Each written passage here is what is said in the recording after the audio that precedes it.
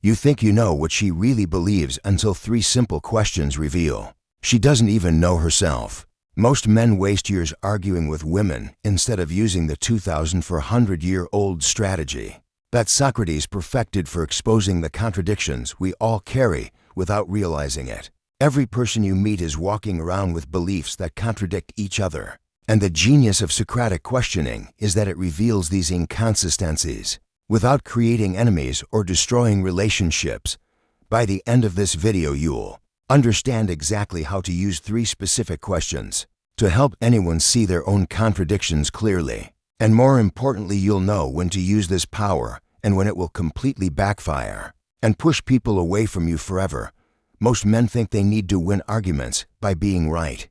But Socrates understood that being right means nothing. If you can't make others see the truth themselves, when you make statements, you create resistance. When you ask questions, you create curiosity. A statement puts people on the defensive because it feels like an attack on their beliefs. A question invites them to explore their own thoughts and often leads them to discover contradictions they never noticed before. This is why Socrates could dismantle the greatest minds of Athens without ever raising his voice or making a single aggressive claim.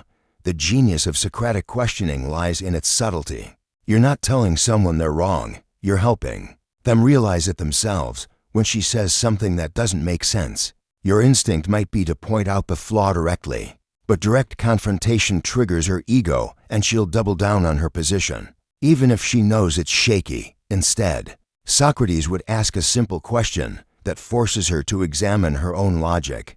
The question becomes a mirror that reflects back the inconsistency in her thinking, and mirrors don't lie. This strategy works because it bypasses the emotional defense mechanisms that kick in during arguments. She can't get angry at a question the way she can get angry at a statement that challenges her worldview.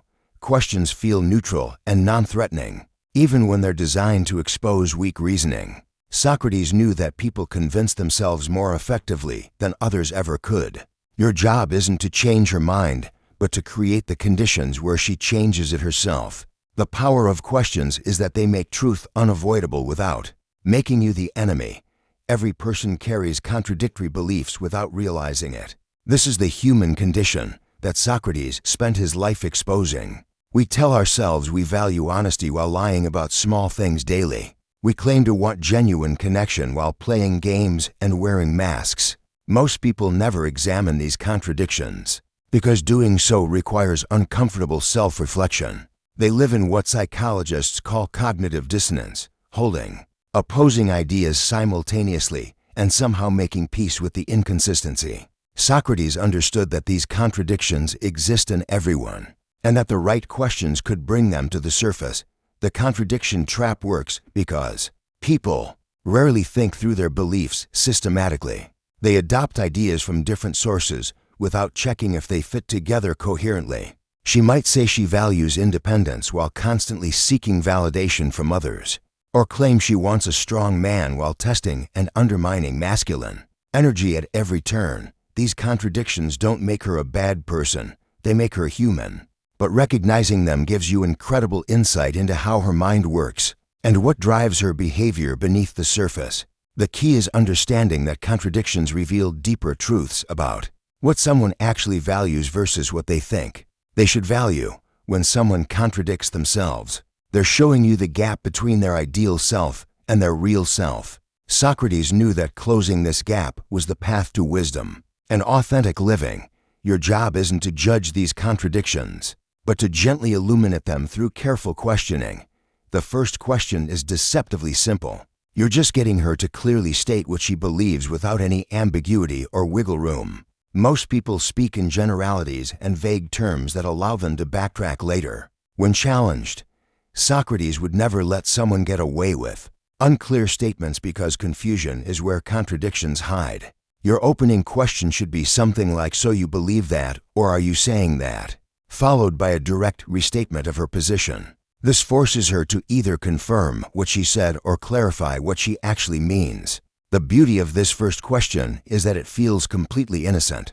You're just making sure you understand her correctly. She has no reason to be defensive because you're not challenging anything yet. you're simply asking for clarification. But what you're really doing is eliminating her escape routes and making her commit to a specific position. Once she says, yes, that's exactly what I believe, she can't later claim she meant something else when the contradiction becomes obvious. This is like a chess master making an opening move that seems harmless, but sets up the entire game.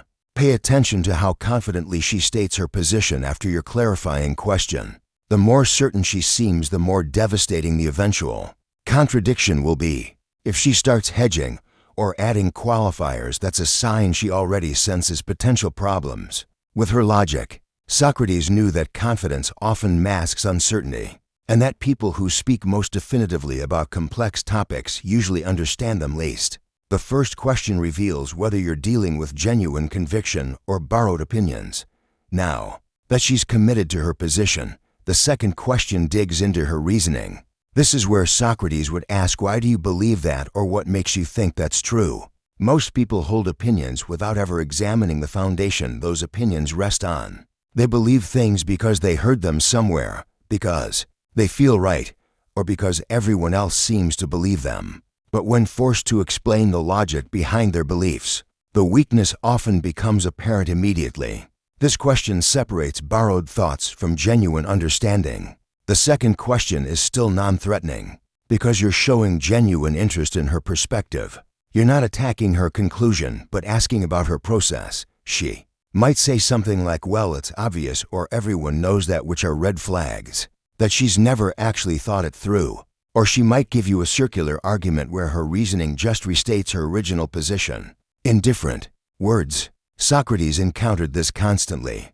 People who were certain about their beliefs, but couldn't explain why they held them beyond social pressure or emotional attachment. Listen carefully to whether her explanation actually supports her original statement or if there's already a disconnect forming. Sometimes the reasoning she provides will contradict her initial position before you even ask the third question. If she starts getting defensive or frustrated at this stage, it means she's beginning to sense that her beliefs might not be as solid as she thought. The deeper why question forces her to confront whether she actually understands what she claims to believe.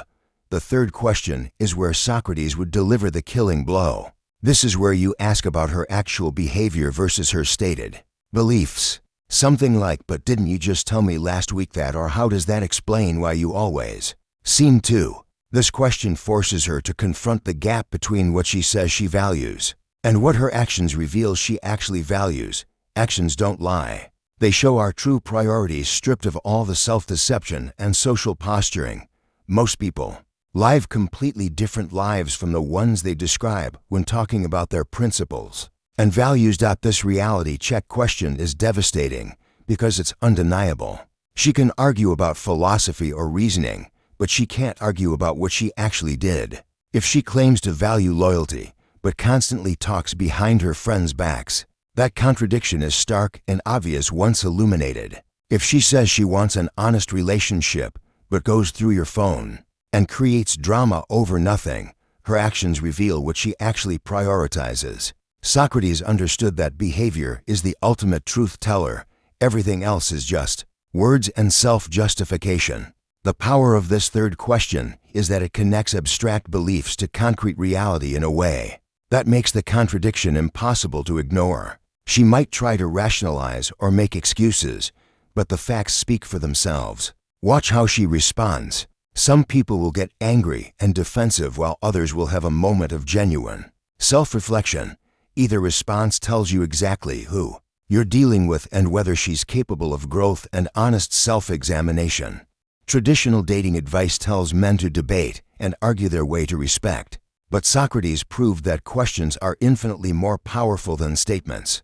When she says something that doesn't make sense, your instinct is probably to correct her directly or explain why she's wrong. This creates immediate resistance because nobody likes being told they're mistaken. Her ego kicks in and she doubles down even harder on her position. But when you ask thoughtful questions instead, you're inviting her to examine her own logic without triggering her defensive mechanisms. The Socratic method works in dating because it reveals character without creating conflict. You're not the bad guy pointing out her flaws, but simply someone curious about her thinking. This approach gives you massive insight into how her mind works, what she truly values, and whether she's capable of honest self-reflection. A woman who can acknowledge her contradictions when gently questioned is someone worth investing in. A woman who gets angry or defensive when asked to explain her reasoning is showing you exactly who she is.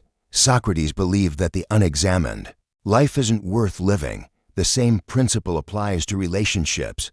Most importantly, this method filters for authenticity in a world full of performance and social media personas. Anyone can claim to have certain values or beliefs, but only someone with genuine self-awareness can explain why they hold those beliefs and acknowledge when their actions don't align. The Socratic method cuts through the surface-level presentation to reveal the real person underneath all the carefully constructed images. The moment she realizes she's contradicted herself is pure gold. Her body language and verbal response will tell you everything you need to know about her character. Watch her eyes first. They might dart away as she processes the contradiction, or she might maintain eye contact while her mind races to find an escape route. Some women will pause mid-sentence as the realization hits them. Others will immediately go into damage control mode and start talking faster to cover their tracks. Socrates was a master at reading these micro-expressions because they reveal whether someone is genuinely seeking truth or just trying to win. Listen to how her voice changes when the contradiction becomes obvious. Does she get defensive and aggressive, or does she pause thoughtfully and consider what you've shown her? A woman of genuine character will acknowledge the inconsistency even if it's uncomfortable. She might say something like, "You're right, I hadn't thought about it that way," or "That doesn't make sense when I put it like that." But a woman who's more concerned with being right than being truthful will deflect, change the subject, or turn the conversation back on you somehow. Pay attention to whether she tries to rewrite history or claim she meant something different than what she clearly stated. This is the moment where her true nature shows. Some people can handle being wrong gracefully, while others will burn down the entire conversation. Rather than admit they contradicted themselves, Socrates valued people who could face uncomfortable truths about themselves. These are the only people worth building relationships with.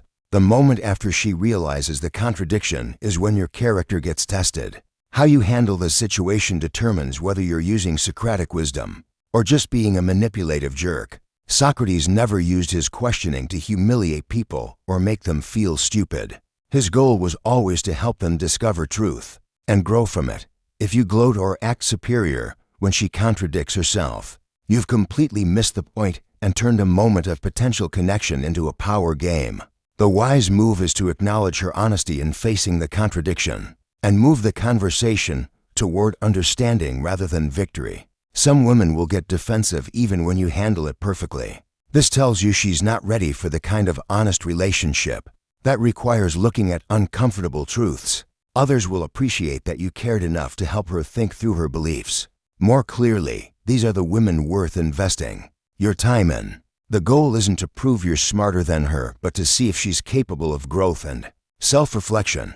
Socrates believed that wisdom begins with admitting what we don't know. A woman who can do this is rare and valuable in a world full of ego and pretense. Your response in this moment reveals your own character just as much as hers reveals hers. Are you someone who uses truth as a weapon or as a tool for mutual understanding? The difference between Socratic questioning and simple manipulation is the intention behind it. One seeks to build authentic connection while the other seeks to establish dominance.